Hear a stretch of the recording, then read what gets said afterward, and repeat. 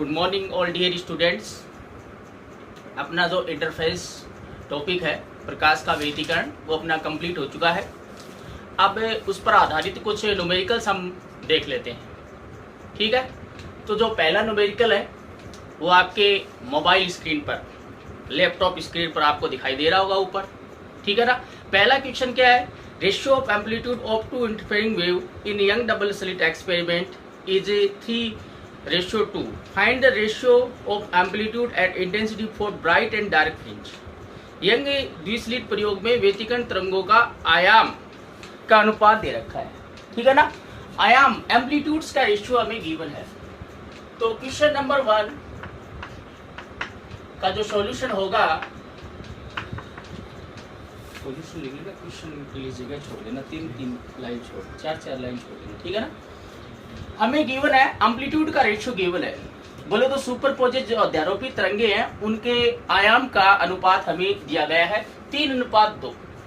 तो कहने का मतलब जो ज्यादा होता है वो EM1 लेते हैं। तो EM1 अपॉन EM2 जो हमें दे रखा है वो दे रखा है 3/2। ओके। हमें पूछा है चमकीली और काली फ्रिंजों के लिए ज्ञात करें आयाम का अनुपात और तीव्रता का अनुपात। Okay. Bright and dark fringe के लिए हमें एम्पलीट्यूड्स और इंटेंसिटी का रेशियो चाहिए। तो डार्क और ब्राइट फ्रिंज, मतलब ब्राइट फ्रिंज है, चमकीली फ्रिंज है तो मैक्सिमम इंटेंसिटी। ठीक है। और अगर ब्राइट डार्क फ्रिंज है, काली फ्रिंज है तो मिनिमम इंटेंसिटी। कहने का मतलब हमें एक तो ये निकालना है EM maximum upon EM minimum. एक तो हमें ये रेशियो निकालना है, एक तो हमें मैक्सिमम और मिनिमम। ठीक है ना। ब्राइट फ्रिंज की कंडीशन में एम्पलीट्यूड होगा, आयाम होगा वो अधिकतम होगा, और काली फ्रिंज की स्थिति में, डार्क फ्रिंज की स्थिति में जो एम्पलीट्यूड है वो मिनिमम। ये रेशियो चाहिए। और एक इंटेंसिटी का रेशियो चाहिए, बोले तो I maximum upon I minimum, ये हमें रेशियो चाहिए। ठीक है। तो हमें ये गिवन है तो ये निकालना है। तो इसका फॉर्मूला क्या आया था? सिंस हमें पता है, since EM max divided by EM minimum, इसका जो फॉर्मूला अपने पास आया था EM1 बटे EM2 plus 1 divided by EM1 बटे EM2 माइनस 1। ये फॉर्मूला हमारा था ना। अगर आपको जो सुपरपोजिट अध्यारोपित तरंगों के आयाम अगर दे रखे हैं तो हम इस फॉर्मूले से निकालते हैं। ठीक है।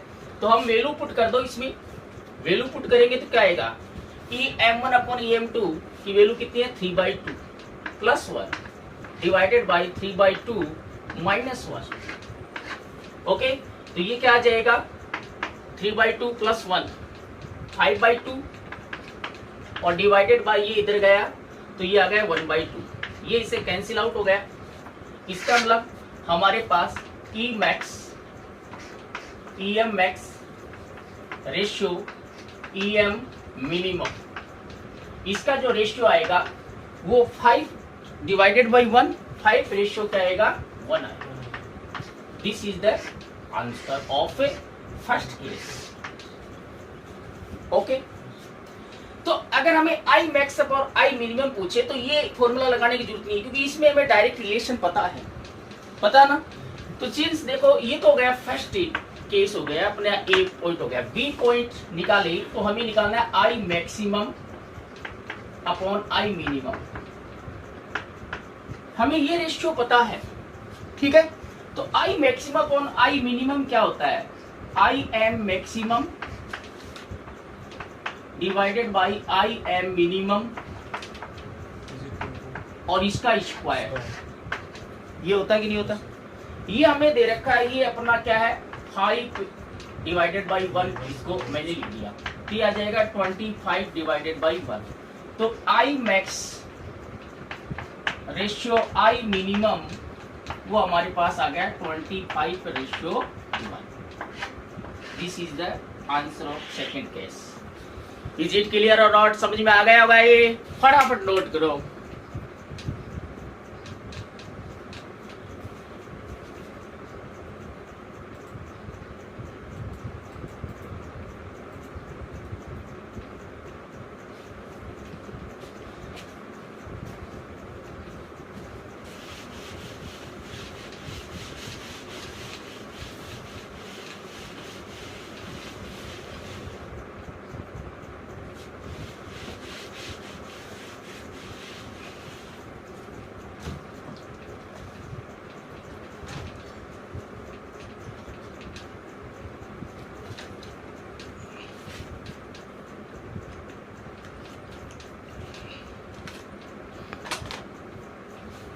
ओके, क्वेश्चन नंबर 2, इसका सॉल्यूशन देखते हैं हम। क्वेश्चन नंबर 2 आपके मोबाइल स्क्रीन पर आपको दिख रहा होगा, ठीक है, या कंप्यूटर स्क्रीन पर आपको दिख रहा होगा। क्वेश्चन नंबर 2 है, distance between two slits in Young double slit experiment is 0.2 mm। Young द्विस्लिट प्रयोग में दो स्लिटों के मध्य दूरी, दो स्लिटों के मध्य दूरी हम क्या लेते हैं? गिवन डेटा लिख लेते हैं हम। गिवन जो डेटा है वो हमें क्या है? डिस्टेंस बिटवीन द स्लिट्स, स्लिटों के मध्य दूरी है वो स्मॉल डी लेते हैं हम। क्या लेते हैं? स्मॉल डी लेते हैं, ठीक है ना। स्मॉल डी हमें क्या गिवन है? वो हमें गिवन है 0.2 mm, ठीक है। ये हमें mm में दिया, मिलीमीटर में दिया, तो इसको मीटर में चेंज कर लो। मिली का मतलब क्या होता है? 10⁻³ होता है, तो 0.2 आ गया। इस m का मतलब होता है 10⁻³ ठीक है, ये मीटर में आ गया। आगे क्या गिवन है? Well light is 800 angstrom is incident on slits. Okay, तो जो इंसिडेंट लाइट की जो तरंगदैर्घ्य जो हमें दे रखी है, लेमडा की वैल्यू हमें दे रखी है 8000 एंगस्ट्रॉम। इसको भी आपको मीटर में चेंज करना है, तो एक एंगस्ट्रॉम में कितने मीटर होते हैं? 10⁻10। एंगस्ट्रॉम का मतलब तो 10⁻10, क्योंकि ये mm में, ये एंगस्ट्रॉम में, सब क्या है? डिस्टेंस की यूनिट है, तो आपको इन सबको सेम यूनिट में लाना आपको, ठीक है। Find the fringe width, beta निकालना है। फ्रिंज विड्थ बोले तो फ्रिंज चौड़ाई निकालनी है, और जो सोर्सेस है, स्लिट सोर्सेस है, जो आपके स्लिट स्रोत है, उनकी पर्दे से जो दूरी, स्लिट स्रोत की पर्दे से जो दूरी होती है वो कैपिटल डी होती है, और वो कितनी आपको गिवन है? वो हमें गिवन है 1 मीटर। हमें बीटा निकालना है। क्या निकालना है? बीटा।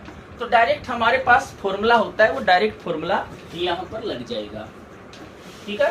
Very simple question. तो हमारे पास फॉर्मूला क्या होता है? Since beta is equal to क्या होता है? Lambda D upon small D होता है कि नहीं होता? तो बीटा इज इक्वल टू क्या आ जाएगा? Hence beta is equal to क्या आ जाएगा? लेमडा की वैल्यू कितनी दे रखी है? 8000 इंटू 10⁻10 इंटू डी की वैल्यू कितनी है? 1 डिवाइडेड बाई स्मॉल डी की वैल्यू कितनी है?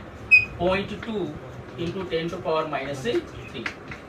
इसको सिंप्लीफाई करो, पॉइंट को हटा दो। पहले पॉइंट को हटाएंगे तो 10⁻1 और बढ़ जाएगा, ये -10 है, ये हो जाएगा 2 इंटू 10⁻4 हो जाएगा। ओके, 10⁻4 को ऊपर ले जाओ तो बीटा इज इक्वल टू क्या आ गया? 8000 में 2 का डिवाइड करो तो 4000 आ गया। आ गया कि नहीं आ गया? 10⁻4 को ऊपर ले गए तो प्लस का हो गया 4, तो माइनस का 6 बचा ना। माइनस का 6 प्लस 4, ठीक है। इसको हम सिंप्लीफाई करें तो बीटा इज इक्वल टू क्या आ गया? ओके, इसको हम ऐसे लिख सकते हैं, ये 3 0 हटा दो, ये आ जाएगा 4 इंटू, या आप इतना मीटर में लिखो तो भी कोई दिक्कत नहीं है, इतना भी सही है। 4 इंटू 10⁻³ लिख सकते हैं इसको, ठीक है ना। जो -3 वाली है वो 3 0 हटा दी मैंने, ठीक है। तो 10⁻³ क्या होता है? मिली होता है, तो ये 4 mm आ गया। ओके, 10⁻³ का ये बीटा मीटर में ही आएगी। ओके, विड्थ है ये तो मीटर में होगा, तो 10⁻³ बोले तो m मिलीमीटर, 4 मिलीमीटर आ गया, ठीक है ना। आसान सा क्वेश्चन है, इसको जबरदस्त तरीके से नोट कर लो। फटाफट नोट कर लेंगे इसको।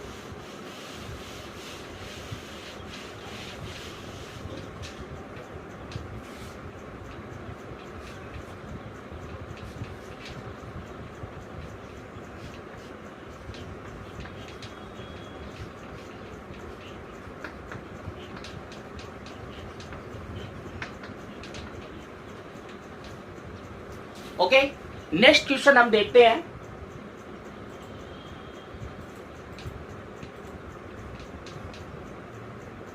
अगला जो क्वेश्चन है, क्वेश्चन नंबर 3।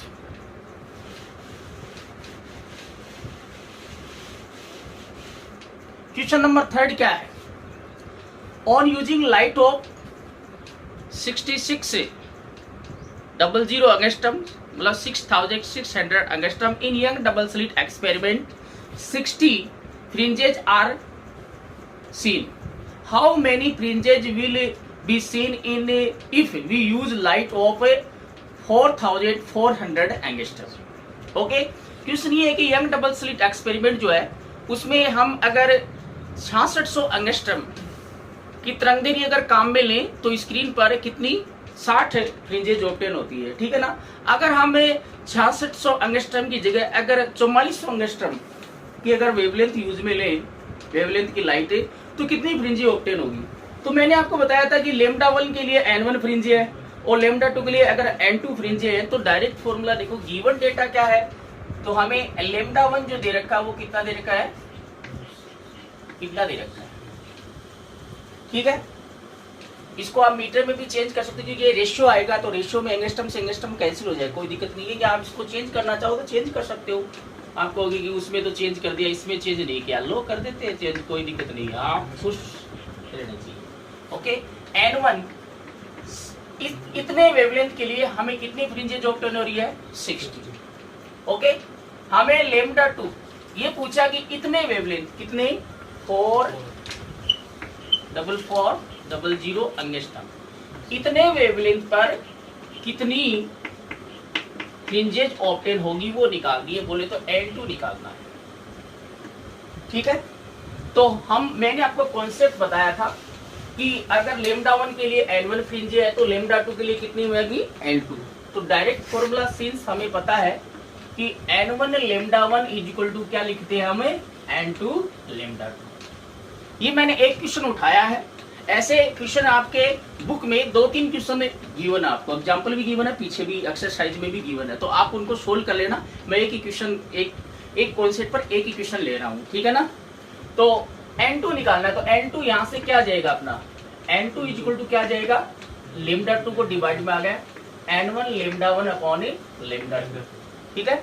तो n2 is equal to n1 की वैल्यू कितनी है, 60 इंटू लेमडा 1 की वैल्यू कितनी है, लेमडा 1 की वैल्यू कितनी है,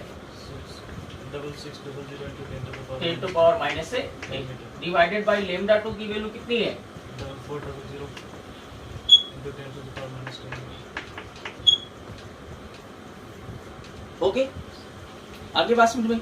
अब मैंने कहा कि एंगस्ट्रम में चेंज करने की जरूरत नहीं थी इसको, क्योंकि रेशियो आता है तो एंगस्ट्रम से 10 टू पावर माइनस 10, 2 से 2 कैंसिल हो गया, 0। 11 का डिवाइड जा रहा है, इसमें जा रहा है ना, तो 11 4 पर गया, इसमें 6 टाइम गया, तो ये आ जाएगा अपना 66 इंटू 6 डिवाइडेड बाई 4। एक बार ऐसे लिख लेते हैं, ठीक है। 4 का 60 में कितनी बार डिवाइड गया, 12 बार, 12 बार थोड़ी जाता है, 15 बार जाएगा, ठीक है। तो 15 इंटू 6 कितना हो गया, 90। तो कितनी फ्रिंजेज ऑब्टेन होंगी, 90। Very simple question, okay, note कर लेना इसको फटाफट।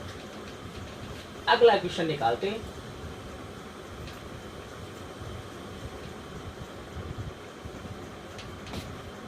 इसको नोट करो फटाफट।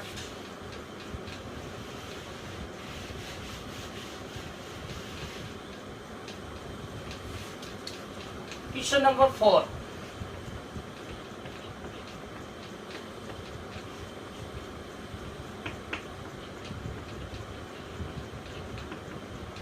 क्वेश्चन नंबर जो 4 हमें गिवन है, if ratio of width of slits, width of slits जो है हमारे पास यंग डबल स्लिट एक्सपेरिमेंट में ये हमारे पास दो स्लिट्स थी, इसको समझना आप, एक स्लिट ये थी, एक स्लिट ये थी।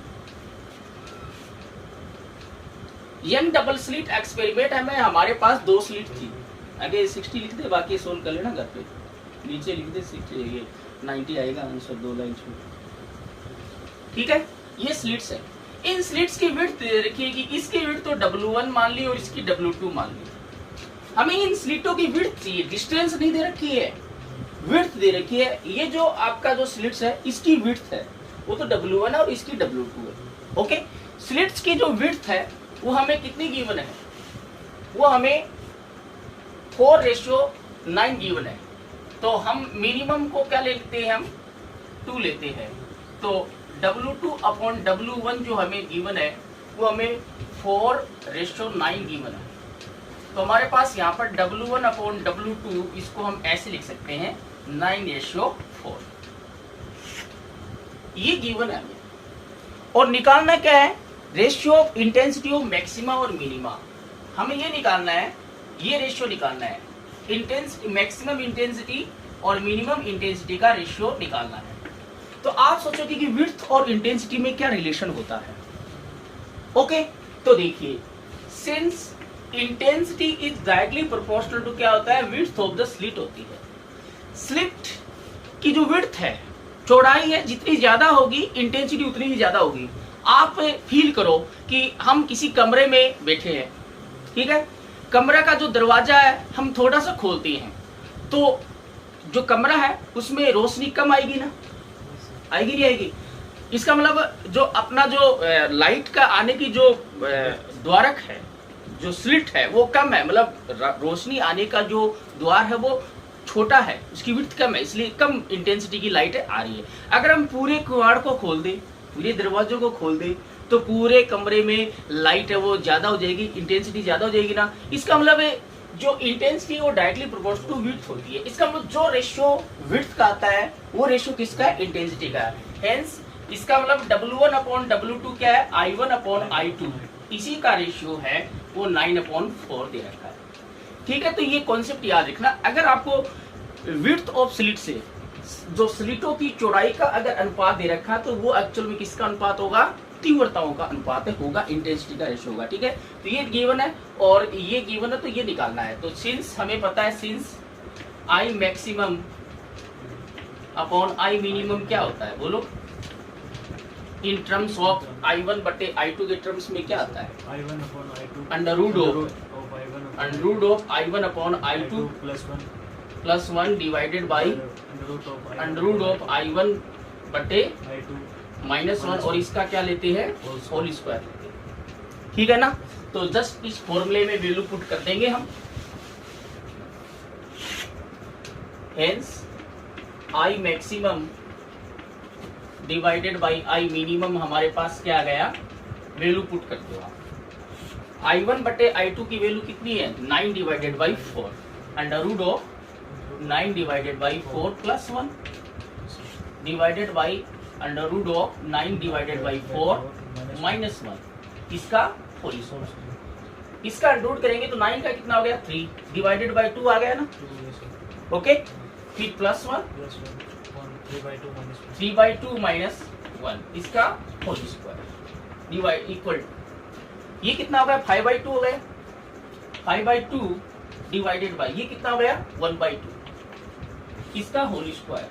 2 से 2 कैंसिल, तो ये कितना जाएगा, 5 का स्क्वायर 25, 1 का स्क्वायर 1।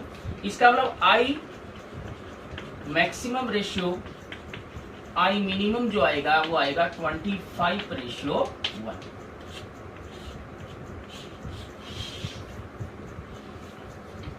आ गया समझ में, आ गया। अगले क्वेश्चन पर बढ़ते हैं।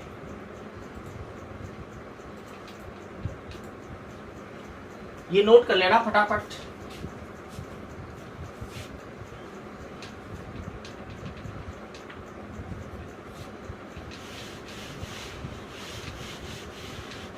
अगला जो क्वेश्चन है, question number 5। In Young double slit experiment, if the distance between the to slitted is made 4 times,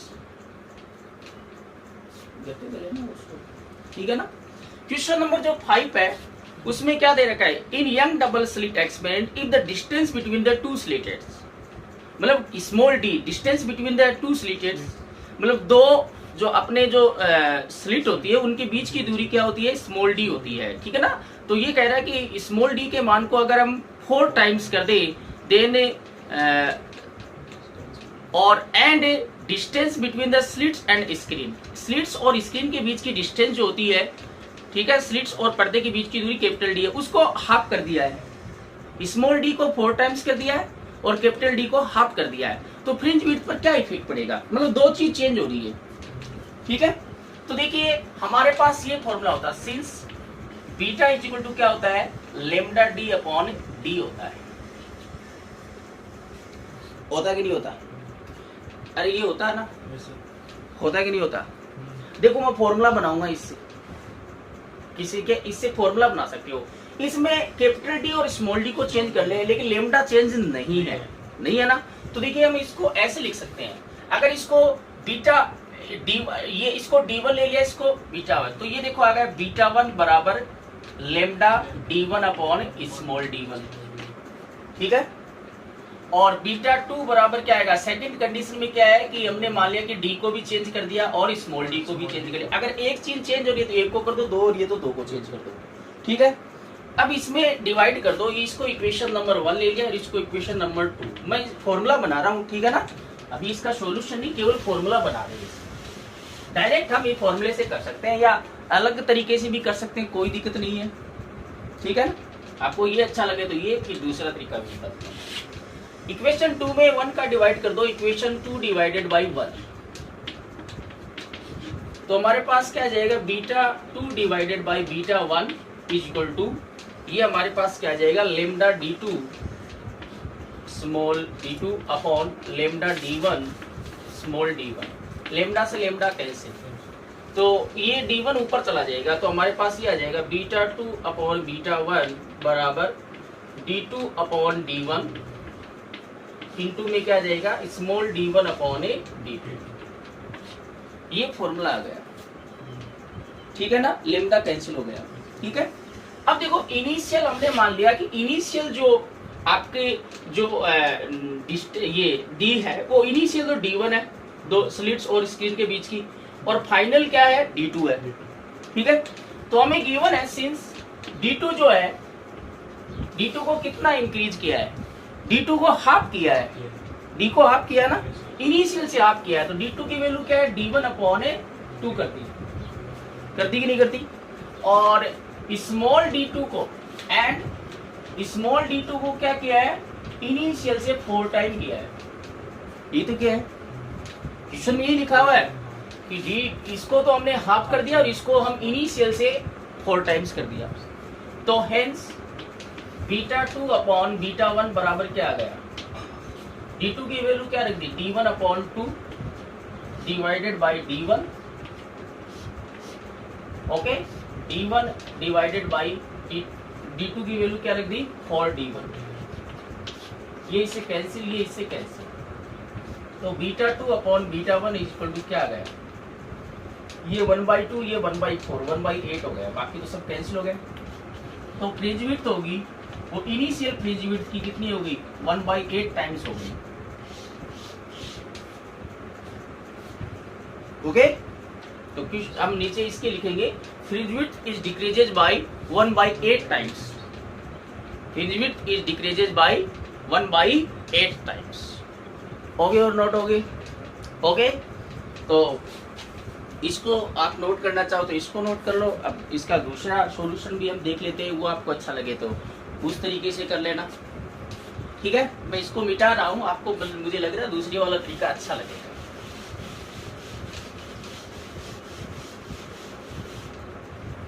ठीक है। देखो since beta is equal to क्या होता है, lambda D upon small d, इसको मैंने इक्वेशन नंबर 1 ले लिया। इनिशियली आपकी जो फ्रिंज विड्थ है वो बीटा है, ओके। अब क्या किया है कि मान लो अपनी जो बाद में जो फ्रिंज विड्थ आई है वो बीटा डेस आ गई, क्या आ गई, बीटा डेस आ गई, ठीक है ना। लेमडा को तो अनचेंज रखा है, कैपिटल डी की वैल्यू को क्या कर दिया, हाफ कर दिया, d/2 कर दिया, कर दिया कि नहीं कर दिया, और स्मॉल डी की वैल्यू को क्या कर दिया 4 टाइम्स कर दिया। तो इसको हम सोल्व करेंगे तो 2 नीचे है ना, तो 1/8 lambda D upon A T. Okay, इसको इक्वेशन 1 दे दिया। फ्रॉम इक्वेशन 1 एंड 2 समीकरण 1 व 2 से लेमडा डी अपॉन डी क्या है, बीटा है, तो हमारे पास क्या जाएगा बीटा डेस बराबर 1/8 बीटा। तो इसका मतलब है बीटा डेस जो हो गया वो इनिशियल अपनी जो फ्रिंज विड्थ थी वो बीटा थी, और अब अगर ये चेंज कर देंगे तो 1/8 कौन सा अच्छा लगा, ये ठीक है ना, ये छोट में हो गया।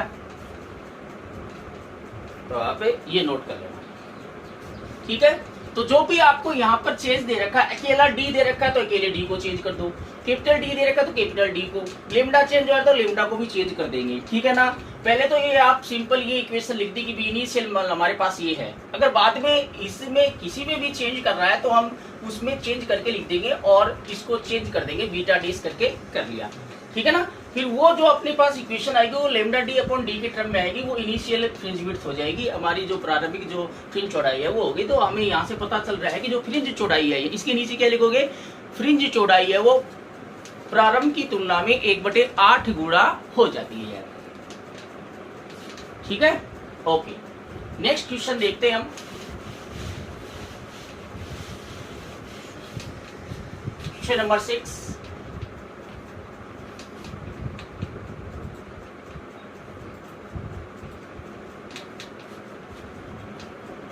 Question number 6. Question number 6, the ratio of amplitude of two waves is 2:1. Find the ratio of maximum minimum amplitude and intensity of vibration of interference. Again हमें जो सुपरपोजेज वेव्स है, जो हमारे पास अध्यारोपित तरंगे हैं, उनके आयामों का अनुपात दे रखा है। बोले तो EM1 अपॉन EM2 क्या दे रखा है, हमें पता है कि EM1 को ये बड़ा होगा, ये छोटा लेना है अकॉर्डिंग टू फॉर्मूला। तो ये हमें 2:1 दे रखा है, 2/1 ही दे रखा है, ठीक है। तो E1 बड़ा हो गया, EM2 छोटा हो गया, ठीक है। हमें क्या निकालना है, मैक्सिमम एम्पलीट्यूड और इंटेंसिटी का मैक्सिमम मिनिमम चाहिए, तो हमने पहले ही कर लिया था ऐसा, तो ठीक है ना।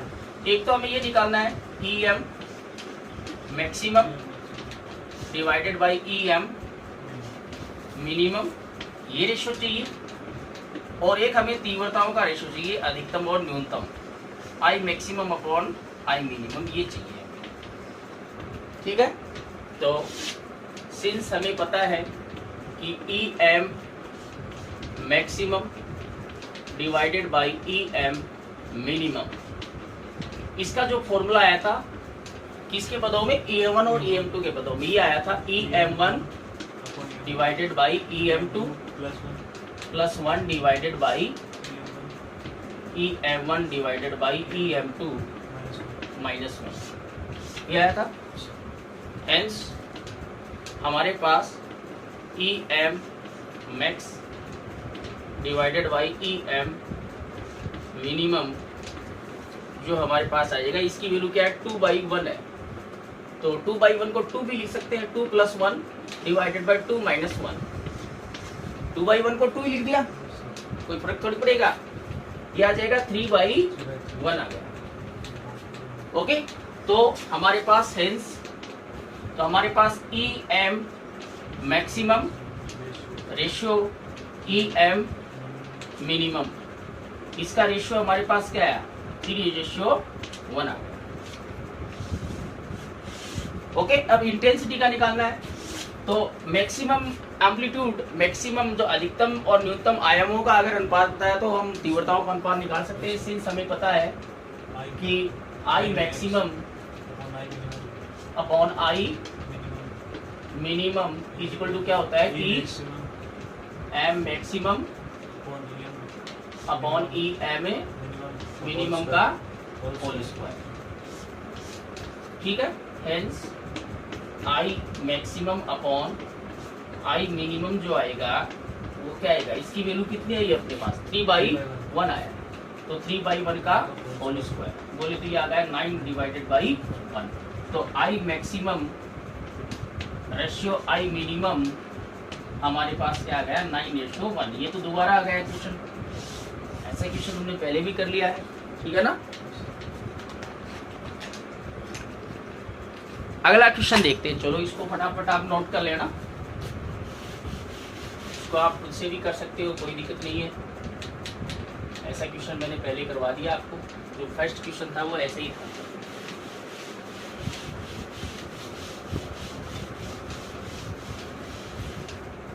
ओके, क्वेश्चन नंबर 7 देखते हैं हम।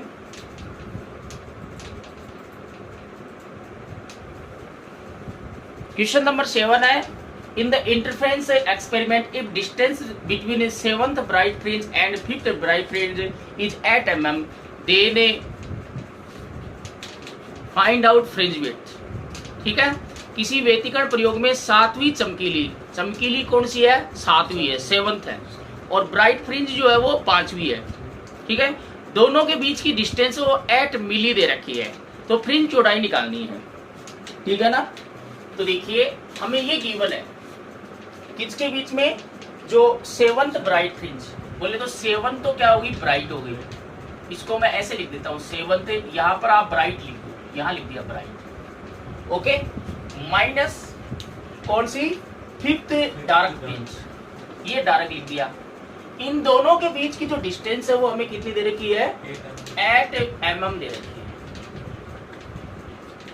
ओके, तो इसको चेंज करने की जरूरत नहीं, क्योंकि बीटा भी mm में आ जाएगा अपना। ठीक है, ये दे रखी है, हमें क्या निकालना है, बीटा निकालना है। क्या निकालना है, बीटा। ओके, तो देखिए 7th जो आपकी ब्राइट फ्रिंज है उसकी सेंटर से डिस्टेंस क्या होती है, हमने फॉर्मूला पता होता है कि ब्राइट फ्रिंज के लिए जो होता है वो होता है L lambda D by T, ये होता है ना, बोले तो N लेमडा हो, N बीटा होता है, lambda D upon D small d, N beta होता है। तो बीटा के टर्म में क्या आएगा, Y7 अगर ब्राइट के लिए देखें तो Y7 ब्राइट जो आएगा वो अपने पास आएगा 7 बीटा, आएगा कि नहीं आएगा। इसको हम हिंट के रूप में लिख सकते हैं अलग से इधर, हो गए और नोट हो गए। और y एंड डार्क देखें तो y एंड डार्क क्या होता है, 2n-1 lambda d upon 2d। तो लेमडा d अपॉन d क्या होता है, बीटा, तो इसको हम ऐसे लिख सकते हैं 2n-1 divided by 2 into beta.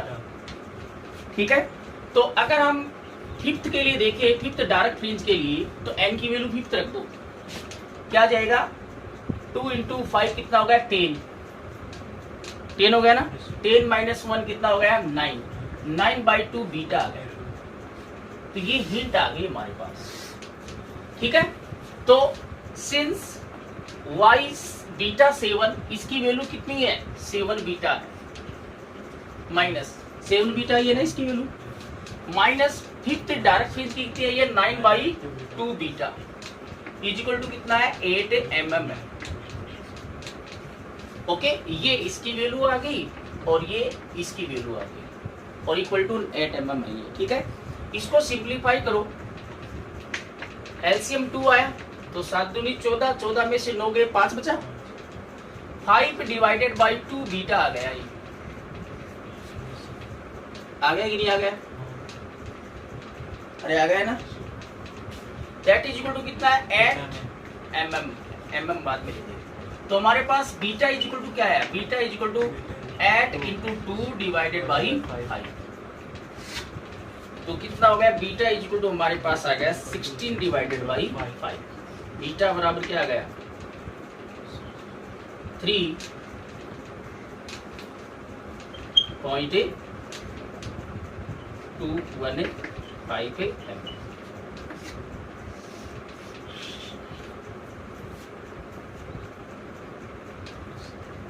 Okay और नोट होगी, वेरी सिंपल क्वेश्चन पर कॉन्सेप्चुअल बेस्ड क्वेश्चन है। ऐसे ही कंपटीशन, ये कंपटीशन एग्जाम में पीएमटी में आया हुआ है, नेवी एयरफोर्स में ऐसे क्वेश्चन आते हैं। ओके, समझ में आ गया होगा, ये हिंट ऊपर नोट कर लेना है साइड में, इससे आपको पता चल जाए कि ये आप सोचोगे ये 7 बीटा कहाँ से आया, 9/2 बीटा कहाँ से आया। ये हम कॉन्सेप्ट पहले ही पढ़ चुके हैं और ये मैंने फॉर्मूले भी आपको पहले ही लिखवा दिए थे। ठीक है ना, ओके, आगे बात समझिए। तो आपको कैसी भी फ्रिंज दी हो, जरूरी है कि दो ब्राइट फ्रिंज दी, एक ब्राइट दे सकते हैं, एक डार्क दे सकते हैं, दोनों के बीच की डिस्टेंस गिवन हो, तो आप फॉर्मूला बना लो in terms of beta. Beta पूछेंगे तो हम डायरेक्ट निकाल सकते हैं। ओके ओके, क्वेश्चन नंबर 8 देखते हैं हम।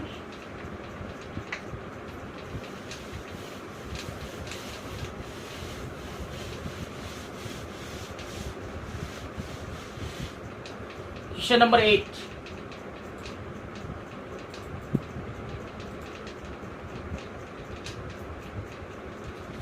in the interference experiment two sources of intensity I and 4I are used। Young double slit experiment है, उसमें एक जो लाइट वेव है उसकी तो तीव्रता आपकी इंटेंसिटी आई दे रखी है, दूसरे की 4I दे रखी है, ठीक है ना। तो गिवन डेटा है I1 जो है वो तो हमें I दे रखा है, ओके, एंड I2 जो है सेकंड जो आपकी वेव है उसकी इंटेंसिटी 4I दे रखी है, ऐसे क्वेश्चन में गिवन है। ओके, जब उन बिंदुओं पर तीव्रता ज्ञात कीजिए, ठीक है ना, हमें इंटेंसिटी निकालनी है जहां पर फेज डिफरेंस है, जो कलांतर है वो 0 हो, π/2 और पाई हो, 3 केस है यहाँ पर, ठीक है। हमें क्या निकालनी है, आपकी रिजल्टेड इंटेंसिटी निकालनी है। हम रिजल्टेड इंटेंसिटी को I डैश बोल देते हैं, ठीक है ना, क्योंकि I यहाँ पर आ गया है। हम हमारे पास फॉर्मूला होता है I बराबर I1 plus I2 plus 2 root I1 I2 cos phi. तो यहाँ पर I डैश मान लेते कि हमें I डैश निकालना है, यहाँ I डैश मान लेते, ठीक है।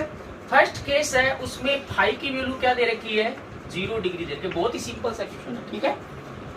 सिंस हमें पता है कि I dash is equal to क्या होता है, I1 plus I2 plus 2 root I1 root I2 cos phi, यही होता है ना।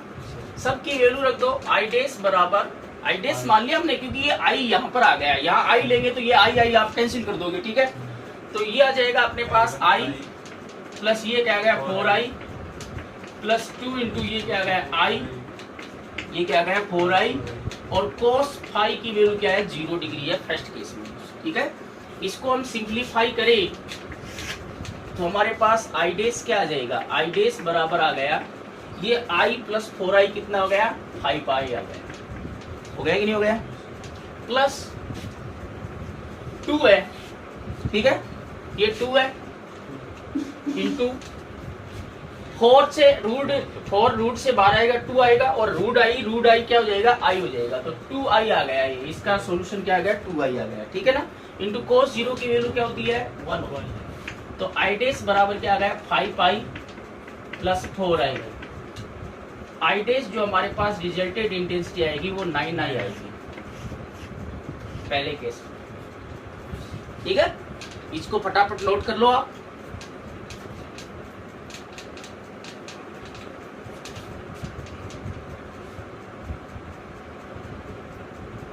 ठीक है, अब सेकंड केस देखते हैं हम। सेकंड केस में हमें दे रखा है कि फाई की वैल्यू हमें क्या लेनी है, π/2 लेनी है, बोले तो 90 डिग्री लेनी है, कितनी लेनी है, 90 डिग्री। तो यहाँ पर I1 और I2 की वैल्यू तो इतनी है, सिर्फ फाई की वैल्यू चेंज हो रही है, π/2 हो गया, ठीक है, B है। तो हमारे पास सबकी वैल्यू तो I डैश बराबर ये तो 5I आ गया, I प्लस 4I 5I। अब देखो cos π/2 बोले तो cos 90 की वैल्यू कितनी होती है, 0 होती है, तो इसका मतलब ये पूरा ही क्या हो गया, 0 हो गया, प्लस 0। इसका मतलब I डैश इस कंडीशन में हमारे पास जो रिजल्टेड जो हमारे पास इंटेंसिटी परिणामी जो तीव्रता आएगी वो ये आएगी। आ गया समझ में, आया कि नहीं आया, ओके, नोट कर लेना इसको फटाफट, मैं मिटा रहा हूं इसको। सी तीसरा जो केस है उसमें हमें फाई की वैल्यू क्या दे रखी है, पाई दे रखी है, कितनी दे रखी है, पाई। तो अगेन ये चीज तो सिंपल ही है, मतलब सेम ही है, और cos की इसकी वैल्यू क्या है, पाई है, ठीक है। अब इसको सिंप्लीफाई करें तो I डैश बराबर क्या आ गया, I डैश बराबर ये तो I प्लस 4I क्या आ गया, 5 आ गया, 5I आ गया, प्लस ये कितना आता है, ये इसकी वैल्यू क्या होती है 2i होती है, तो 4i आएगा, ये 4i आ गया इंटू कोस पाई, कोस 180 का मान क्या होता है -1 होता है, तो हमारे पास आई डेस बराबर आ गया 5i माइनस 4i। बोले तो रिजल्टेड इंटेंसिटी की इस कंडीशन में कितनी आएगी आई आएगी। ओके, नेक्स्ट क्वेश्चन पर बढ़ते हैं।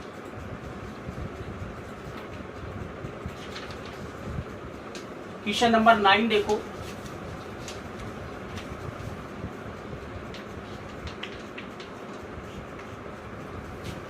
बहुत ही आसान सा क्वेश्चन था ये, तो इसमें किसी को प्रॉब्लम नहीं होनी चाहिए। Question number 9, if the amplitude ratio of two sources, again amplitude का रेशियो पूछ लिया, इंटेंसिटी और ratio of intensity at maxima and minimum.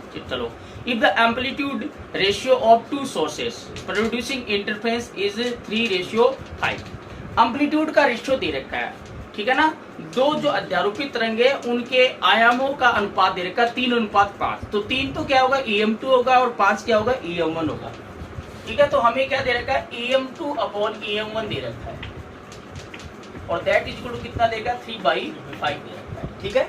तो हमारे पास इसको हम ऐसे लिख लेते हैं, उल्टा कर लो इसको, EM2 बराबर कितना आ जाएगा 5/3 आ गया, ठीक है।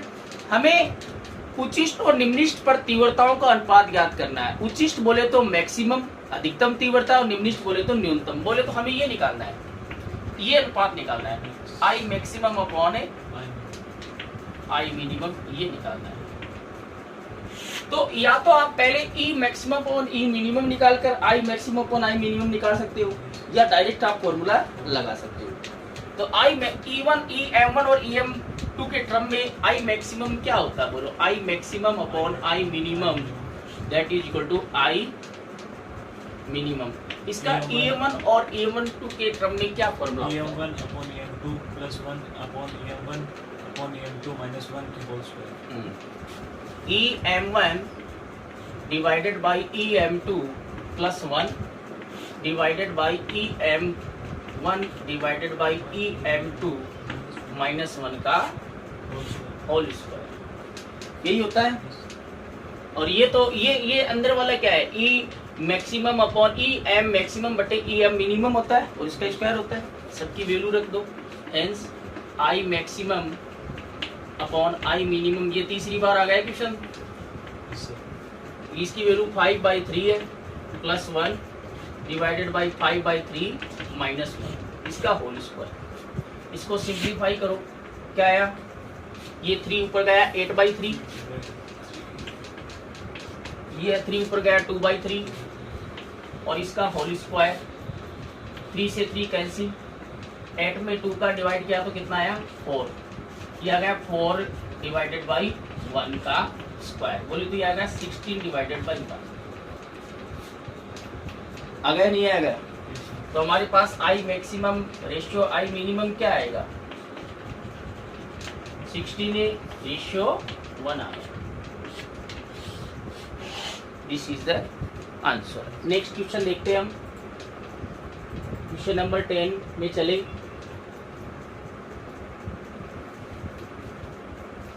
नोट कर लिया होगा सबने, बहुत आसान सा क्वेश्चन था ये, तो ऐसा तो हमने पहले ही कर लिया है, 2 टाइम्स कर लिया है।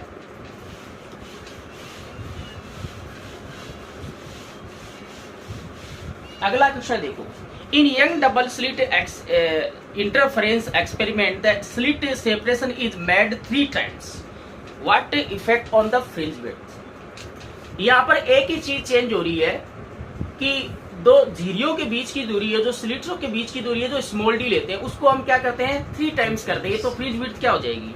तो अगेन देखो इसका सॉल्यूशन देखते हैं सीधे ही। ओके,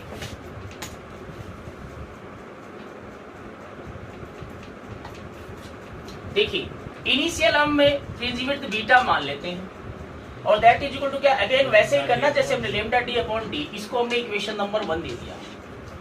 बाद में हमने मान लिया कि चेंज करने के बाद में हमारी फ्रिंज विड्थ क्या आ गई बीटा डी। यहाँ पर चेंज हम केवल स्मॉल डी को कर रहे हैं, सेपरेशन बिटवीन द स्लिट्स, दोनों जीरो के बीच की दूरी को हम क्या कर रहे हैं 3 टाइम्स कर रहे हैं, तो ये आ जाएगा लेमडा डी। ये तो चेंज नहीं होगा, इसको तो हमने चेंज नहीं किया, इसको क्या कर दिया 3D कर दिया कि नहीं कर दिया। ये आ गई इक्वेशन नंबर 2, या हम इसको ऐसे लिख देते हैं 1/3 lambda D upon D. Okay, ये इक्वेशन है 2 आ। मैंने कहा ये इक्वेशन 2 आएगी वो लेमडा डी अपॉन डी के टर्म्स में आएगी, वो आप ये वैल्यू देंगे फ्रॉम इक्वेशन 1 एंड 2, समीकरण 1 व 2 से।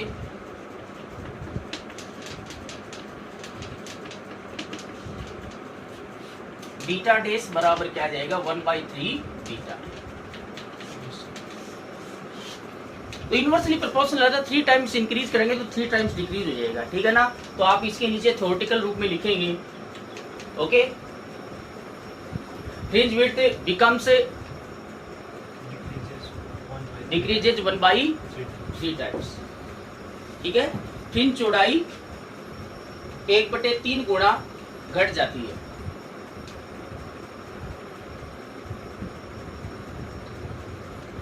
फ्रिंज चौड़ाई 1/3 गुणा घटे जाती है। अगला क्वेश्चन हम देखते हैं,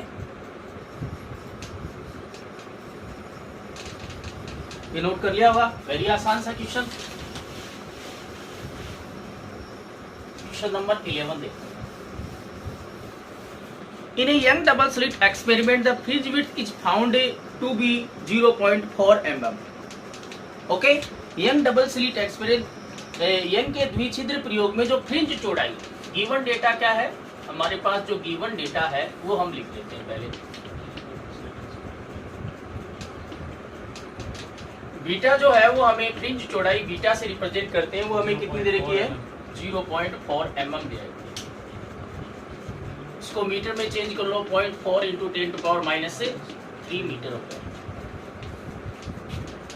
okay, if the whole apparatus is immersed in a water of refractive index 4/3, तो इसको mm में चेंज करने की जरूरत नहीं है, आप ऐसे ही लिख सकते हो, ठीक है ना, कोई दिक्कत नहीं है। रिफ्रैक्टिव इंडेक्स दे रखा है दूसरे वाले मीडियम का, वो 4/3 दे रखा है। Okay, without disturbing the geometrical arrangement, बाकी किसी चीज को चेंज नहीं करना, न लेमडा चेंज हो रहा है, न कैपिटल डी चेंज हो रहा है, न स्मॉल डी चेंज हो रहा है, ठीक है ना, कोई भी जो क्वांटिटी है कोई भी राशि चेंज नहीं हो रही है। फ्रिंज विड्थ बतानी कितनी होगी, तो मैंने बताया था सिंस हमें पता है कि इन मीडियम में क्या होता है, ये तो एयर में आ गई, मीडियम में क्या होती है हमें पता है कि मीडियम में जो आपका फ्रिंज विड्थ आती है वो क्या आती है बीटा अपॉन एन आती है। ये मैंने आपको फॉर्मूला बताया। जो फोर्थ जो dependency of A fringe width, जो फ्रिंज चौड़ाई की निर्भरता है, उसमें चौथा जो पॉइंट था यही था, ठीक है ना। तो हेंस हमारे पास क्या आ गया, ये एयर में है, ठीक है ना, तो bm 0.4 अपॉन 4/3, ठीक है। तो bm बराबर 0.4 इंटू 3 डिवाइडेड बाई 4। 0.4 में 4 का डिवाइड करेंगे तो 0.1 आ जाएगा, तो आ जाएगा 0.1 इंटू 3। बोले तो फ्रिंज विड्थ कितनी आ गई 0.3 mm आ गई, पहले mm में थी, ये भी किस में आएगी mm में, डिक्रीज हो जाएगी ना, 1/n है तो n की वैल्यू 1 से ज्यादा ही होती है हमेशा, तो डिक्रीज हो जाएगी। कितनी हो जाएगी, पहले 0.4 थी, अब कितनी होगी 0.3 mm होगी। वेरी आसान सा क्वेश्चन।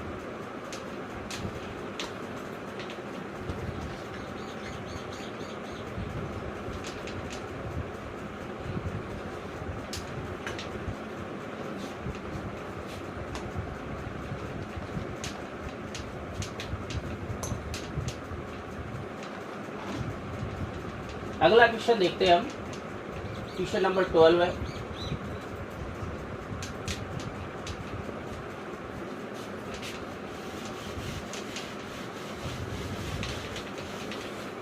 क्वेश्चन नंबर 12 में हमें पढ़ते हैं,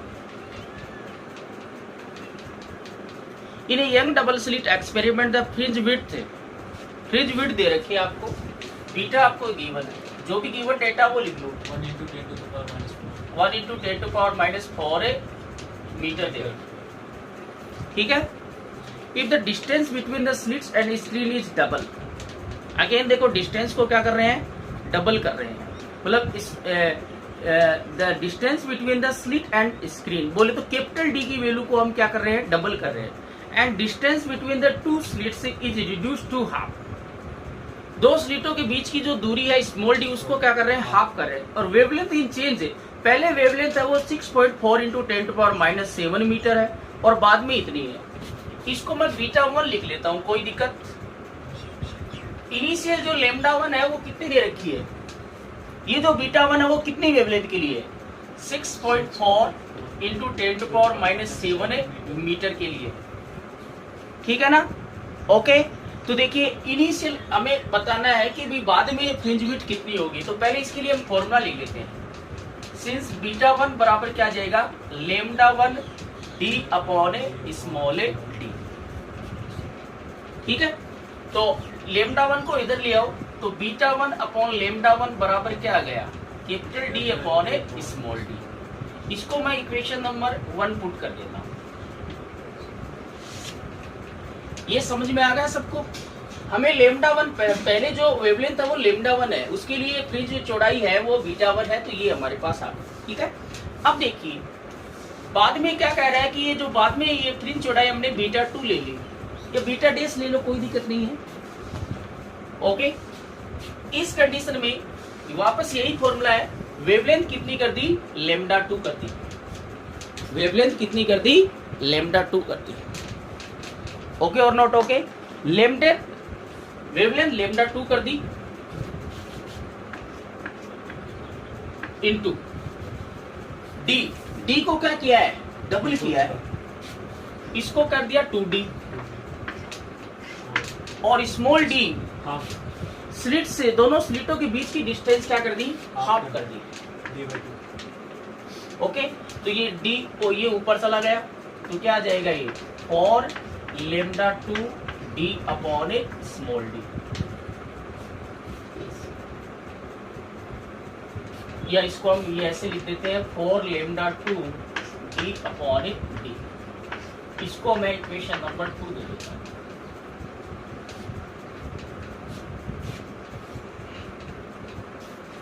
ओके, तो देखो इक्वेशन 1 में डी अपॉन स्मॉल डी की वैल्यू है कि नहीं है।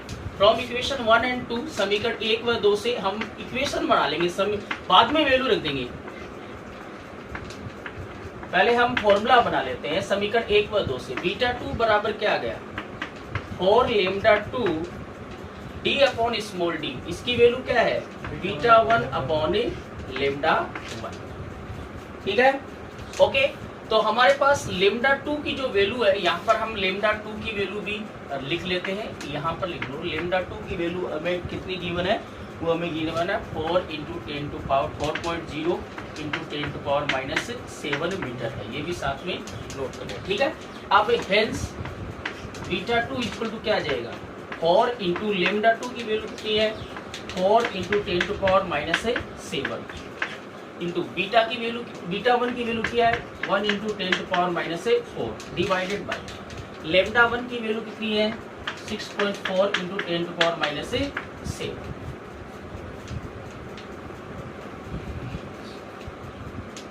हो गया और नोट हो गए। अब देखो क्या कैंसिल आउट हो रहा है, 10 टू पावर 7 से 10 टू पावर 7 कैंसिल आउट हो गया कि नहीं हो गया, अरे हो गया ना। इसको हम सिंप्लीफाई करते हैं, बीटा 2 इक्वल टू ये 4 इंटू 4 कितना हो गया, 60 into 10 to power -4 divided by, इसको हमने क्या बना लिया, ये पॉइंट हटा लो, किया जाएगा 64 इंटू 10 टू पावर -1, पॉइंट हटाएंगे तो -1 एक आएगा, ठीक है। ये गया 4 टाइम्स, ठीक है। तो बीटा 2 इक्वल टू क्या गया, 1/4 इंटू 10 टू पावर -5, सॉरी ऊपर गया तो ये 3 आ जाएगा, कितना आ जाएगा, 3 आ जाएगा, प्लस का 1 हो जाएगा ऊपर। 1 में 4 का डिवाइड करते हैं तो कितना आता है, ये आता है 0.25 और 10 पावर -3 को हमने लिख दिया मिली, तो बीटा 2 हमारे पास इतना आ जाएगा। अगर बीटा 1 अपना 10 पावर -4 में है तो हम इसको ऐसे भी लिख सकते हैं कि बीटा 2 जो आएगा हमारे पास वो आएगा 2.5 सॉरी इंटू 10 पावर -4 मीटर, ऐसे भी लिख सकते हैं, ठीक है। इसको देखो यहाँ 1/4 की वैल्यू क्या होगी, 0.25 होगी, और 25 पे एक अगर यहाँ पर -4 लगाते हैं तो ये 2.5 पे इंटू 10⁻⁴ मीटर हो जाएगा। इतना लिख के छोड़ सकते हो, इतना लिख के छोड़ सकते हो, इतना ये मीटर में होगा। ठीक है, कोई दिक्कत नहीं है, समझ में आ गया होगा ये। ओके, अगले क्वेश्चन की तरफ बढ़ते हैं।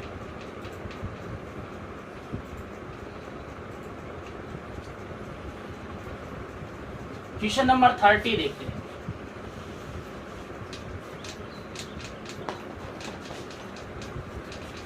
क्वेश्चन नंबर 30 देखते हैं।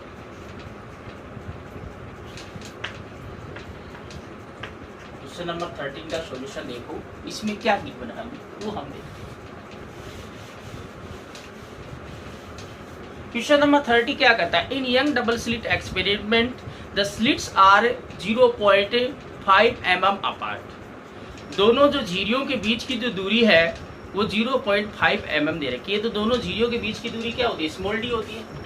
स्मॉल डी हमें कितना गिवन है, 0.5 mm गिवन। ओके,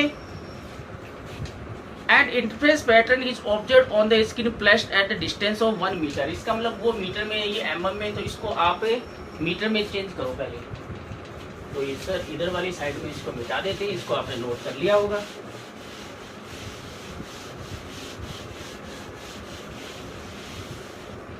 इसको मीटर में चेंज करो, ये क्या आ जाएगा मीटर में, 0.5 into 10⁻³ metre. Okay, in interface pattern is observed on the screen placed at a distance of 1 metre from the plane containing the slits. Okay, slit से जो स्क्रीन की जो डिस्टेंस है, झिरियों से, झिरी की जो पर्दे से जो दूरियां हैं झिरियों की, वो कैपिटल डी होती है, वो हमें 1 मीटर दे रखी है। कितनी दे रखी है, 1 मीटर दे रखी है। ठीक है, if wavelength of the incident light, wavelength जो दे रखी है वो हमें कितनी दे रखी है, 6000 एंगस्ट्रॉम। इसको भी मीटर में बदल लो, ये आ जाएगा 10⁻⁻10 मीटर, क्योंकि इसमें अलग अलग है, इसमें mm में, इसमें मीटर में, इसमें एंगस्ट्रॉम, तो उसको चेंज करने की जरूरत पड़ेगी। ठीक है ना। Then what will be the separation between the third bright fringe and central maxima? Central maxima की third bright fringe से डिस्टेंस पूछिए, थर्ड ब्राइट फ्रिंज की। सेंट्रल मैक्सिमा से है तो थर्ड की, केवल हमें सीधे थर्ड की निकाली है, तो सिंस हमें पता है कि वाई एन ब्राइट फ्रिंज की पूछी है ना, थर्ड ब्राइट फ्रिंज, तो वाई एन जो ब्राइट के लिए आता है वो आता है N lambda D upon small d. तो y3 क्या जाएगा, y3 थर्ड पूछिए ना, तो 3 lambda D upon small D आ गया। ठीक है ना। तो hence y3 is equal to क्या आ जाएगा, सबकी वैल्यू पुट कर दो, 3 इंटू लेमडा, लेमडा कितना है बोलो,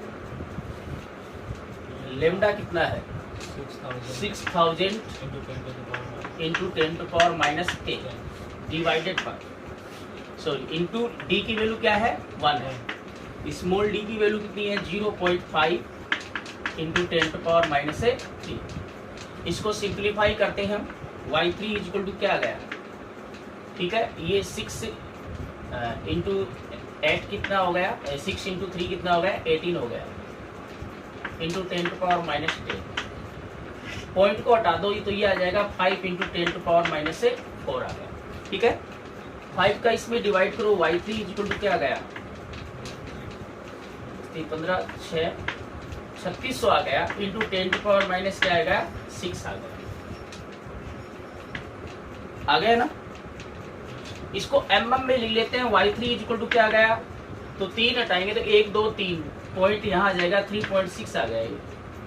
ठीक है ना, ये आ जाएगा 10⁻³ तो हमारे पास y3 इज इक्वल टू, इसको mm में लिखिए तो 3.6 मिलीमीटर में आ गया। ठीक है, इसके केंद्रीय जो फ्रिंज है, ब्राइट फ्रिंज होती है, केंद्र में हमेशा ब्राइट फ्रिंज मिलती है, चमकीली फ्रिंज मिलती है, तो केंद्रीय चमकीली फ्रिंज से तीसरी जो चमकीली फ्रिंज की जो दूरी होगी वो ये होगी। ठीक है ना, नोट कर लिया होगा सबने। अगले क्वेश्चन की तरफ बढ़ते हैं हम।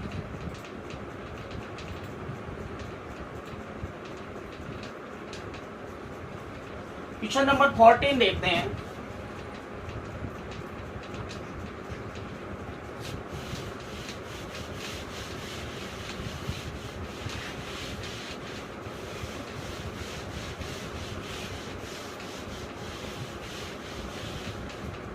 Question number 40 in Young double slit experiment angular width है, एंगुलर विड्थ दे रखी है, एंगुलर जो विड्थ दे रखी है वो आपको दे रखी है। एंगुलर फ्रिंज विड्थ हमें पता है कि थीटा से रिप्रेजेंट करते हैं, बीटा होती है वो लीनियर विड्थ होती है, एंगुलर विड्थ है वो थीटा होती है, उसके लिए मैंने आपको फॉर्मूला लिखवाया था, ठीक है ना।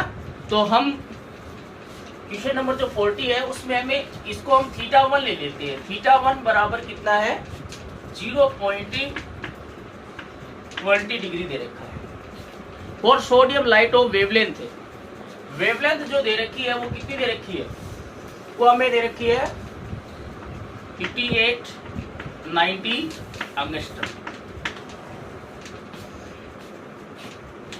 is dipped in water, then what will be the angular width of the fringe? If a complete system is dipped in water, अगर सारे सिस्टम को अगर वाटर में डिप्ट कर दें तो फ्रिंज विड्थ क्या आएगी वो हमें निकालनी है। इसको आप एंगस्ट्रम को आप मीटर में चेंज कर दो तो ये आ गया 10⁻⁻10 मीटर। ओके, पहले एंगुलर विड्थ है वो इतनी है, इसमें water if complete system is dipped in the water, water का रिफ्रैक्टिव इंडेक्स इसमें नहीं गिवन है, अरे नहीं है ना, ठीक है ना। तो आप इस क्वेश्चन में आगे जब आप क्वेश्चन को नोट करोगे तो आप क्वेश्चन में आगे ऐसे लिख लेना refractive index of the water जो एन है वो 4/3 है, कितना है 4/3 है, क्वेश्चन में आगे नोट कर लेना। ओके, तो देखिए हमारे पास इसके लिए क्या फॉर्मूला आया था, हमें पता है कि भाई वाटर में डिप करेंगे तो बाकी कैपिटल डी स्मॉल डी वो तो चेंज नहीं होती है, बट लेमडा की वैल्यू चेंज हो जाती है। लेमडा क्या हो जाता है, लेमडा अपॉन एन हो जाता है, हो जाता है कि नहीं हो जाता, अरे हो जाता है ना। तो हमें पता है कि सिंस हमने ये फॉर्मूला निकाला था थीटा बराबर क्या होता है, लेमडा अपॉन क्या होता है, स्मॉल डी होता है।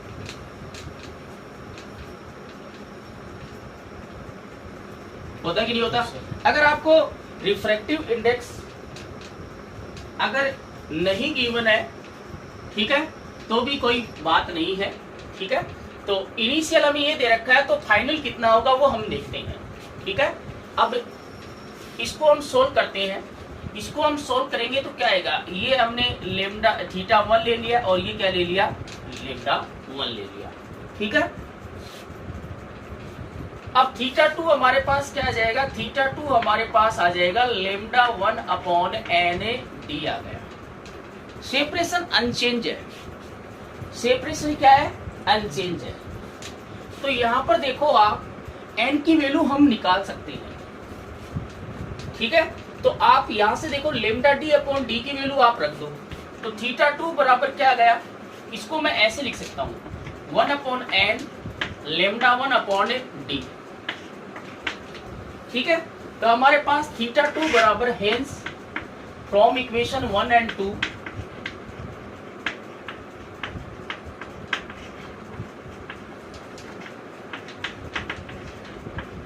हमारे पास थीटा 2 इज इक्वल टू क्या आ गया, वो हमारे पास आ गया 1 अपॉन एन ए थीटा 1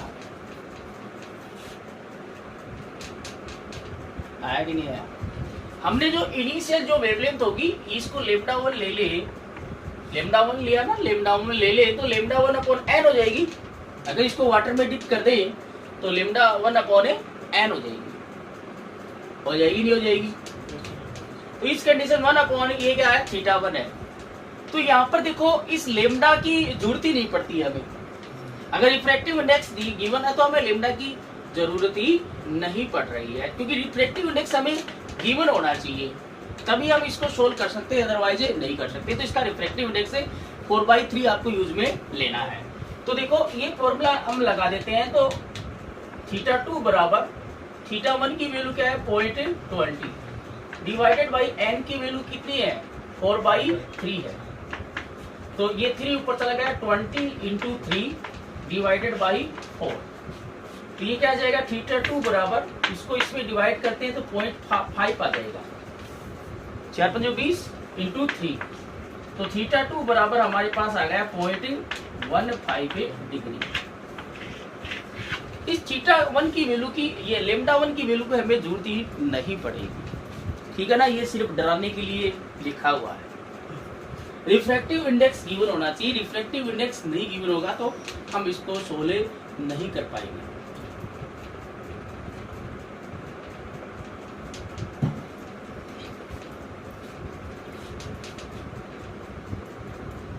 हाँ, अगर मान लो ये गिवन होता कि आपको जो वाटर में डिप्ट करने के बाद में अगर एंगुलर चौड़ाई, ये एंगुलर विड्थ थे जो आपकी कोणीय चौड़ाई अगर दी होती तो हमें लेमडा 1 भी दिया होता तो हम एन की वैल्यू निकाल सकते थे, ठीक है ना। बट यहाँ से हम नहीं निकाल सकते, तो एन की वैल्यू आपको गिवन होगी, लेमडा 1 की वैल्यू की जरूरत हमें नहीं पड़ेगी। तो इसको आप नोट कर लेना फटाफट, ठीक है ना। तो लेमडा 1 यहाँ पर यूज में नहीं आ रहा है, ठीक है। तो कुछ क्वेश्चन ऐसे होते हैं जिसमें आपको वैल्यू गिवन होती है लेकिन वो वैल्यू काम में नहीं आती है, वो केवल डराने के लिए दी होती है, तो डरना नहीं, ठीक है। डू पी के सोल्व क्या करो question. Question number 15, next question देखते हैं हम।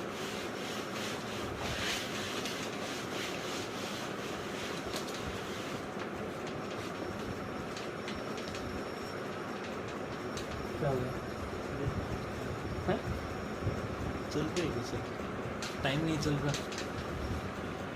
टाइम ऊपर दिख नहीं रहा था पर वाइट पट्टी है ना। क्वेश्चन नंबर 15, 2-3 क्वेश्चन और है।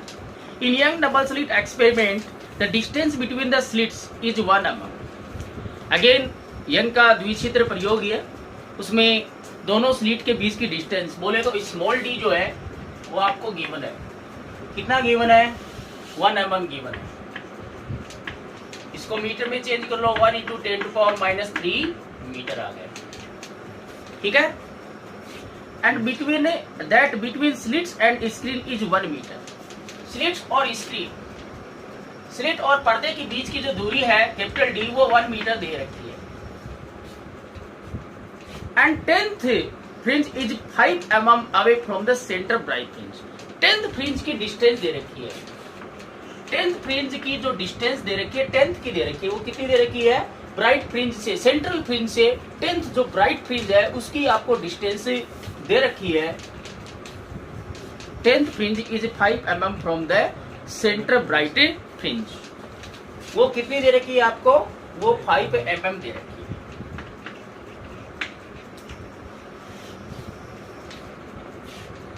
Okay, from the centre bright fringe. Then what will be the wavelength of the light use? Lambda निकालना है। तो देखिए, सिंस y10 इक्वल टू क्या होता है? ब्राइट फ्रिंज के लिए फॉर्मूला निकाले तो n lambda d upon D. तो n की वैल्यू कितनी है? 10 लैम्डा d अपॉन डी। या हम फॉर्मूला अगर यहाँ से लिखे, since yn is equal to n lambda d upon D. तो यहाँ पर n कौन सी फ्रिंज है? 10th फ्रिंज है, 10वीं फ्रिंज के लिए निकाल दी है, तो n की वैल्यू 10 रख देंगे। आ गया। सबकी वैल्यू पुट कर दो, सबकी वैल्यू पुट कर देंगे तो क्या आ जाएगा? इसकी वैल्यू कितनी है? इसको भी मीटर में चेंज करो, 5 × 10⁻³ मीटर। इसकी वैल्यू रख दी 5 × 10⁻³ metre is equal to 10 × lambda की वैल्यू हमें निकालनी है, कैपिटल डी की वैल्यू 1 है, और डिवाइडेड बाय स्मॉल डी की वैल्यू 1 × 10⁻³ इसको इधर मल्टीप्लाई कर देते हैं, 5 × 10⁻³ into 1 × 10⁻³ is equal to 10 lambda. Okay और नोट ओके? तो लेमडा इसको सिंप्लीफाई करो तो ये आ जाएगा अपने पास 5 × 10⁻6 आ गया। 3 -3 हो गया कि नहीं हो गया? इजिकल टू कितना है? 10 लेमडा। तो लेमडा इजिकल टू क्या आ गया? 5 × 10⁻6 डिवाइडेड बाई 10। तो लेमडा इजिकल टू क्या आ गया? 10 का इसमें डिवाइड करेंगे तो 0.5 × 10⁻6 कितना? 6। इसको हम 4 जीरो और लगा दो, 1 जीरो इस पॉइंट को हटाएंगे तो 10⁻7 आ गया, और 3 जीरो और लगा दो इसके आगे तो ये आ जाएगा 10⁻10। तो आप इतना भी लिख सकते हो मीटर में, कोई दिक्कत नहीं है, लेकिन लेमडा को हम एंगस्ट्रम में अच्छा लगता लिखना, तो इसको 10⁻10 में बना लो। इसका मतलब 10 जो -10 बनाएंगे तो इसको 10,000 से गुणा करना है, तो 10,000 से गुणा करेंगे तो ये आ जाएगा। तो लेमडा बराबर क्या आएगा? 5000 एंगस्ट्रम आ गया। फाइन मिस्टर में अच्छा लगता है। इतना भी लिख सकते हो, कोई दिक्कत नहीं है, भी सही है। यहाँ तक भी आप मीटर में इसको लिख दिया तो सही होगा, क्योंकि सब मीटर में है, तो लेमडा भी किस में आएगा, मीटर में आएगा। ओके, नोट कर लिया होगा। चलो अगले क्वेश्चन पर बढ़ते हैं हम। Question number 16।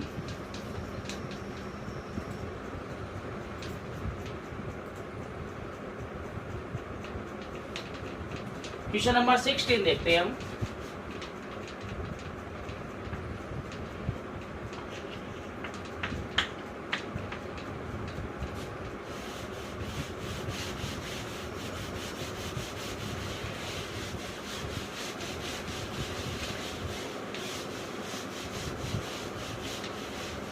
आ गए। क्वेश्चन नंबर 16 देखो, the two slits at a distance of 1 mm are.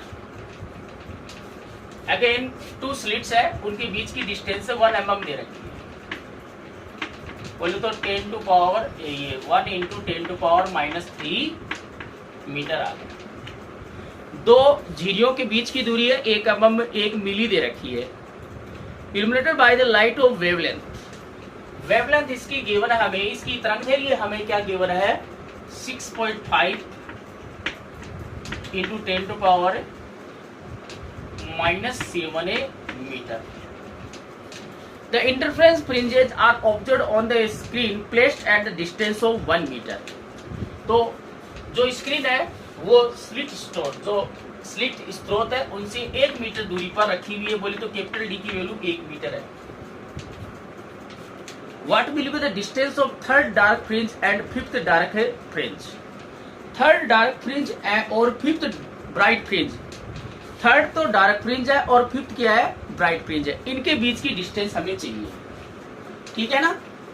Third dark fringe है और फिफ्थ ब्राइट फ्रिंज।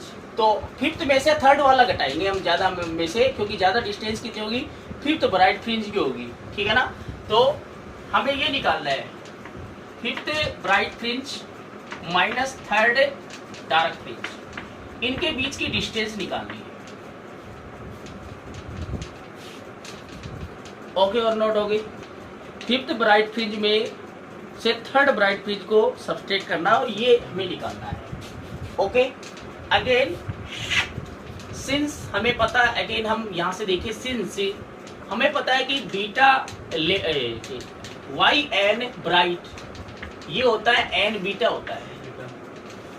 तो बीटा हमें यहाँ पर नहीं गिवन है, कैपिटल डी और स्मॉल डी और लेमडा ये गिवन है, तो इसको उसी क्रम में लिखना है, lambda D upon a small D, ठीक है। एंड तो यहाँ पर क्या है, 5 है ना, तो हमारे पास y 5 पे बीटा क्या आ जाएगा, 5 पे lambda D upon a small d. And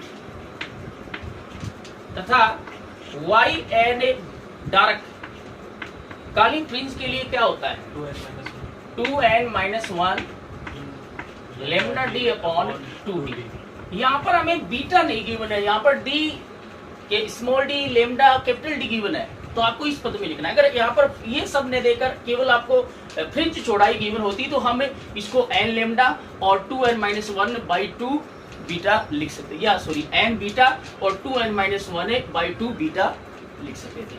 तो यहाँ पर हमें थर्ड डार्क फ्रिंज है, तो थर्ड डार्क बराबर थर्ड लिखेंगे यहाँ पर 6 5/2 5 लेमडा डी अपॉन 2d। ये आ गया कि नहीं आ गया, अरे आया। हेंस दोनों की वैल्यू पुट कर दो इसमें, hence y 5 beta sorry beta नहीं bright minus y3 that is equal to क्या आ गया, इसकी वैल्यू पुट करो 5 lambda D upon small D. Formula बनाना पड़ेगा यहाँ से, ये कितना है 5 लेमडा डी अपॉन 2d, ठीक है। तो y 5 beta minus y3d equal to क्या आ गया, यहाँ से देखो ये 5 पर ये 5/2 है, तो 5 में से 5/2 ढाई घटाया तो 5/2 ही बचेगा ना, 5 लेमडा डी अपॉन 2d बचा यहाँ से, तो ये फॉर्मूला बन गया, इसके लिए इन सब की वैल्यू पुट कर देंगे।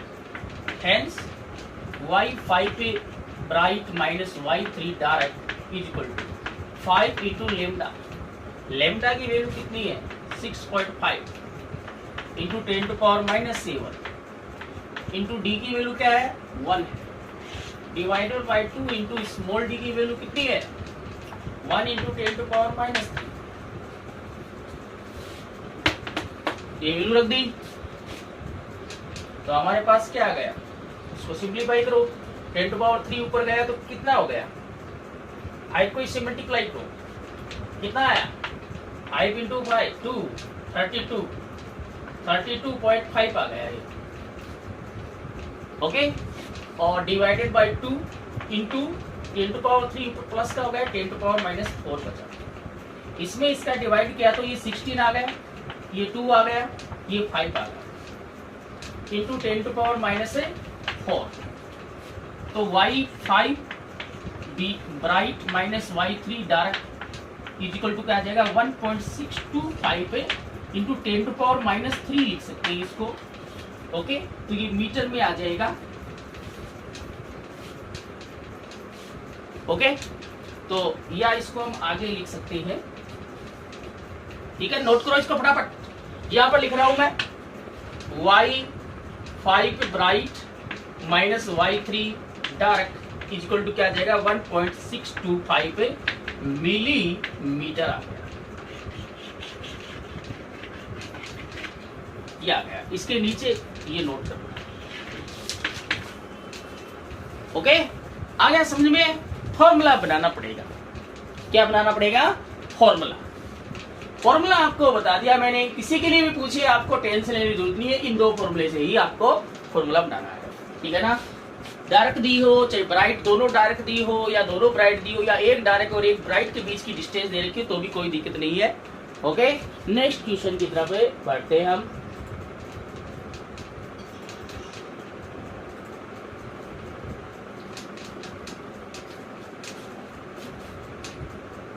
क्वेश्चन नंबर 17 में चलते हैं।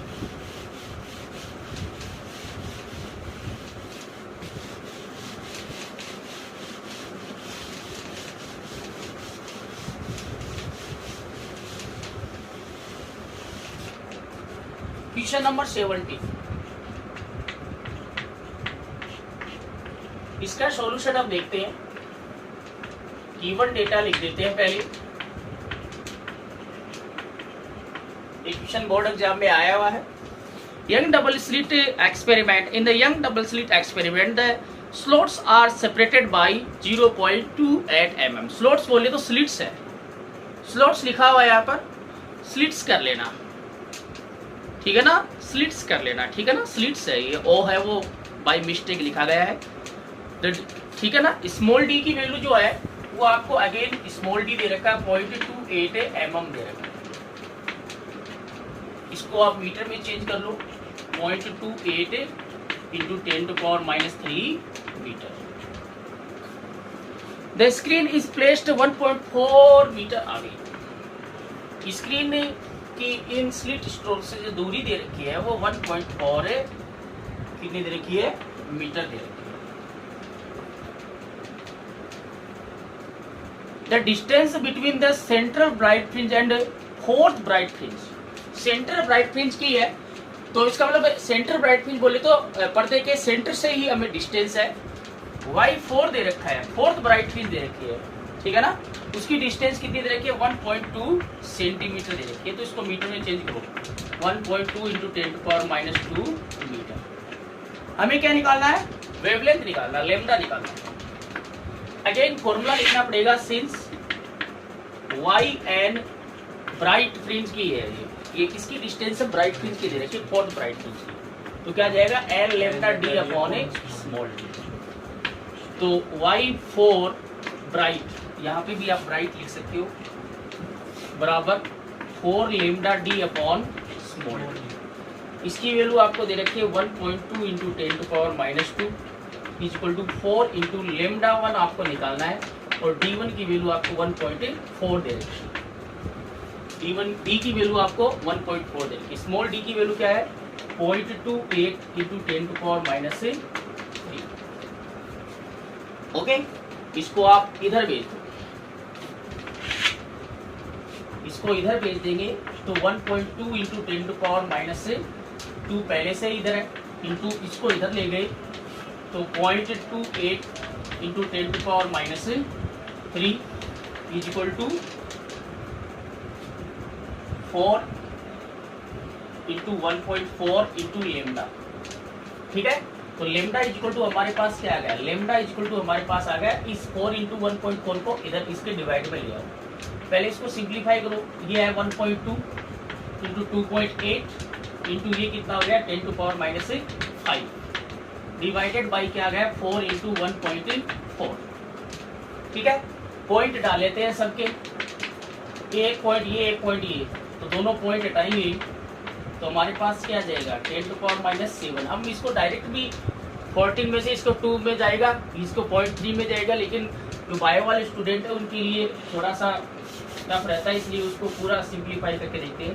4 इंटू 1.4 पॉइंट हटा दिया तो ये आ जाएगा -1, तो 14 दूनी 28, 4 3 12, तो ऊपर तो आ गया 6 इंटू 10⁻, ये ऊपर गया तो -6 आ गया।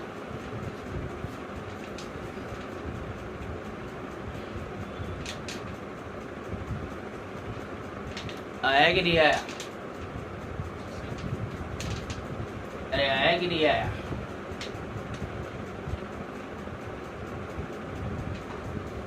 ये 5 हो गया।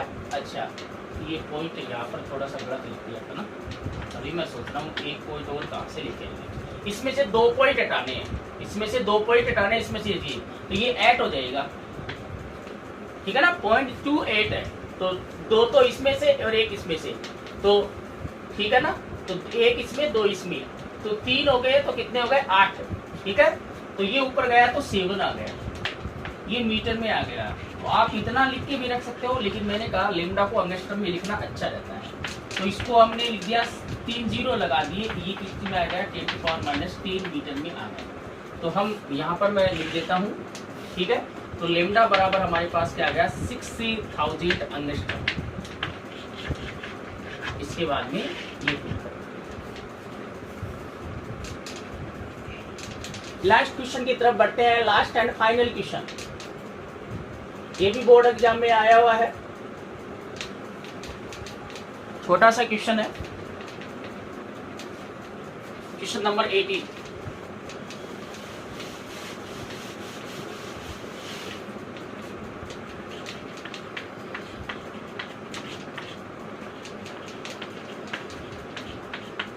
क्वेश्चन है, in Young double slit experiment fringe width beta दे रखा है 2 mm।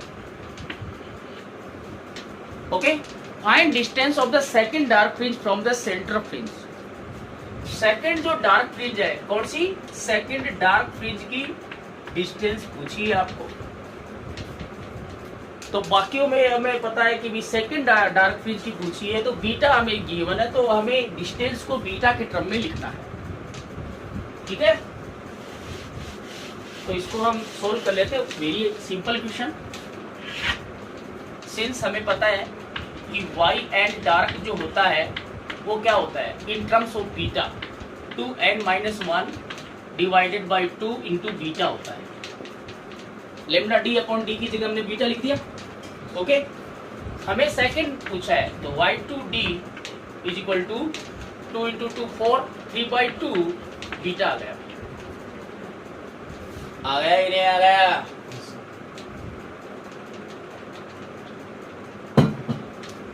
बीटा की वैल्यू आपको दे रखी है 3/2 इंटू बीटा की वैल्यू 2 दे रखी है, 2 से 2 कैंसिल, तो Y D is equal to, ये बीटा mm में था तो ये डिस्टेंस भी कितनी आएगी mm में आ जाएगी 3 mm। इससे आसान कोई क्वेश्चन हो सकता है क्या?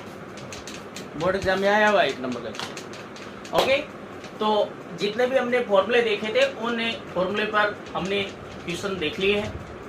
बाकी आपके बुक में और भी क्वेश्चन है, एग्जाम्पल्स भी है और पीछे भी क्वेश्चन है, उनको भी आप सोल्व करना।